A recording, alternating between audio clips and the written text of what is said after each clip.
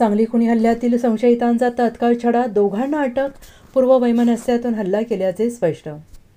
सांगली येथील रेकॉर्डवरील गुन्हेगार प्रशांत विश्वनाथ कदम वय वर्ष 40 राहणार खंडबाग याच्यावर खुनी हल्ला केल्याप्रकरणी संशयित आदित्य उर्फ मॅक्सी रमेश भारती वय वर्ष 19 राहणार तिवारी गल्ली, आर्यन चंद्रकांत देशमुख वय वर्ष 18 राहणार पाटणे गल्ली या दोघांना शहर पोलिसांनी अटक केली.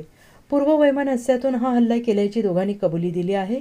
पोलिसांनी दिलेली माहिती अशी की संशयित आदित्य भारती याचे वडील रमेश भारती आणि जखमी प्रशांत कदम हे काही दिवसांपूर्वी मद्यप्राशन करण्यास बसले होते. तेव्हा भारती यांचा हृदयविकाराच्या धक्क्याने मृत्यू झाला.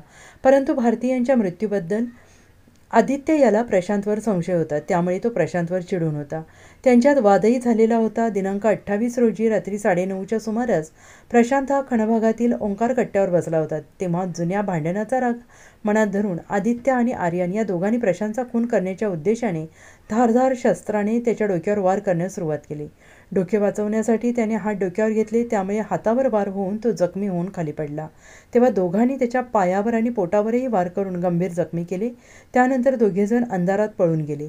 सांगली शहर पोलीस ठाण्यात रात्री उशिरा याबाबत रेखा योगेश पवार वय वर्ष 43 राहणार हनुमाननगर कुपवाड यांनी फिर्याद दिली. याचा तपास करताना दोघे संशयित धामणी रस्त्यावरील उशक्कल हॉस्पिटलजवळ बसून लपून असल्याची माहिती मिळाली.